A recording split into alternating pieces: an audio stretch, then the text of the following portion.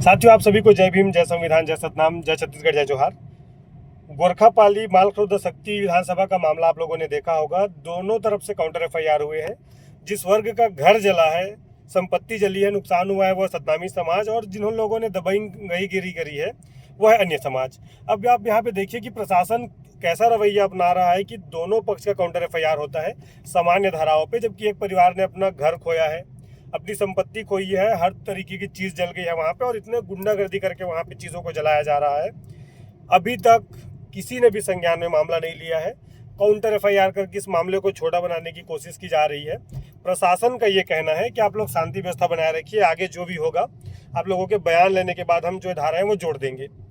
एक परिवार का पूरा घर जल जाता है, एक परिवार की पूरी संपत्ति नष्ट हो जाती है, उनके साथ इस तरीके से उनको डरा कर धमका कर उनका घर आग लगा दिया जाता है। चूंकि वो परिवार कम है उस गांव में और अन्य जो समाज के लोग हैं वो ज़्यादा हैं।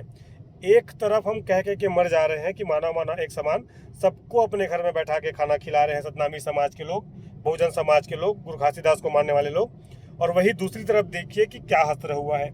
और धन्य है हमारे चुन के गए हुए प्रतिनिधि, अभी तक ना मुंह खोल रहे हैं, ना उचित न्याय की बात कर रहे हैं, ना उस पीड़ित परिवार की किसी मुआवजे के लिए बात हुई है। यही किसी अन्य व्यक्ति के साथ अभी होता तो शायद 10-15 विधायक सांसद वहां पहुंचते और पता नहीं क्या क्या वहां पे चीजें होती।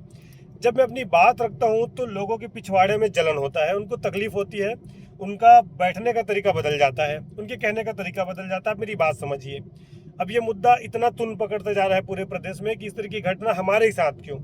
जब भी कोई शोषित होता है, पीड़ित होता है, जिसके साथ अत्याचार होता है, वो एससी कम्युनिटी से निकल के क्यों आता है, गरीब तबके का ही क्यों होता है, यादव, केवट, धीवर, निषाद, यही लोग क्यों होते हैं, छोटे तबके के समाज के लोग ही क्यों निकल करके आते हैं। जो समाज थोड़ा परिपक्व हो गया है, मजबूत हो गया है, वो आखिर कौन सी दृष्टि रखता है कि एक पूरे परिवार के घर को जाके जला देना किस तरीके का उनका मानसिकता होगा, आप लोग सोचिए।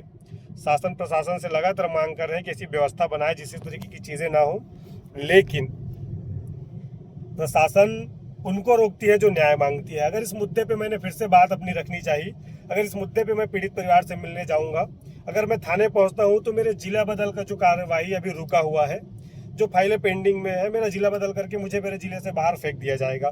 सोचिए कैसी परिस्थिति है कि हम अपने लोगों को मरते हुए देख रहे हैं, लड़ते हुए देख रहे हैं, उनकी पीड़ा को, तकलीफ को देखकर भी हम उनके लिए लड़ नहीं पा रहे हैं।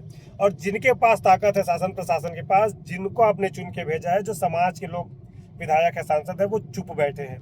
और जब हम मुंह खोलते हैं तो हमको जिला बदर का, हम पे रासुका लगाने का दबाव बनाकर हमारी आवाज़ रोक दी जाती है। कैसी परिस्थिति है।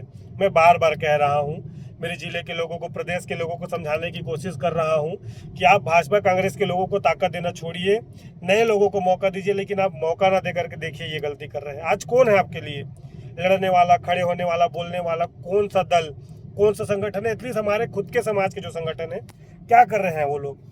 और अगर आप आंदोलन नहीं कर सकते, धरना नहीं कर सकते, आप सरकार से सवाल जवाब नहीं कर सकते, तो कौन लड़ेगा आपके लिए? आपको ये बात सोचना चाहिए।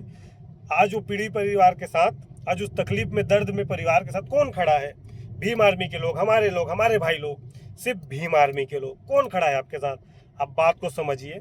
अगर ऐसे ही चलता रहा, अगर आप लोगों ने इन्हीं लोगों को दोबारा ताकत दिया, तो कल ऐसा होगा कि घर घुस के मारेंगे भी, और ना आप पे एफआईआर करा पाएंगे, ना आप पे न्याय होगा, ना आप पे होंगे साधन संसाधन। सोचिए, इतना जलन कि जिस गांव में हमारी जनसंख्या कम है, उस गांव में हमारे लोगों को दबा के, उनका घर जला के, उन लोगों का शोषण करके भी वो लोग जीत जाते हैं। न्याय भी उनके साथ खड़ा होता है, शासन प्रशासन भी उनके साथ खड़ा होता है। और जब मैं आवाज़ उठाने की कोशिश करता हूँ आपके लिए, तो मेरा जिला बदल करके, मुझ पर फर्जी मुकदमा करके मुझे रोका जाता है। आप क्यों नहीं समझते कि आपके लिए लड़ने वाले लोगों के पे ताकत होनी चाहिए? मैं आप पे छोड़ता हूँ कि आप किस परिस्थितियों में इन बातों को समझ पाएंगे। लेकिन अगर 2028 में अगर आप लोगों ने ये ताकत फिर से उनको दिया, तो आज जो हम आवाज़ बोल पा रहे हैं, लिख पा रहे हैं सोशल मीडिया में, आपके लिए कम से कम आवाज़ उठाने की कोशिश कर पा रहे हैं, लोगों तक आवाज़ बन के पहुँच रहे हैं, वो भी बंद हो जाएगा।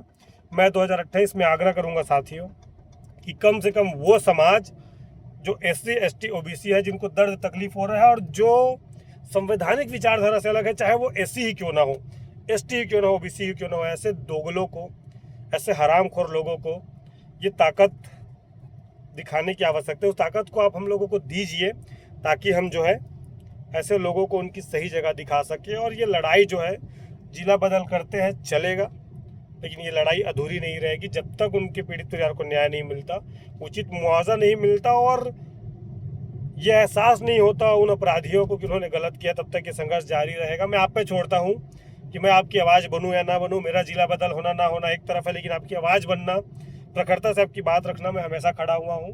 जिला बदल होगा तो भी ये मान्य है, मैं स्वीकार करूँगा, लेकिन आप तय कीजिए कि आपको किन की जरूरत है। आज आपके साथ कौन खड़ा है, कौन नेता, कौन विधायक, या आपका ये बेटा ओम प्रकाश। मैं आप पे छोड़ता हूँ। जय भीम, जय सतनाम।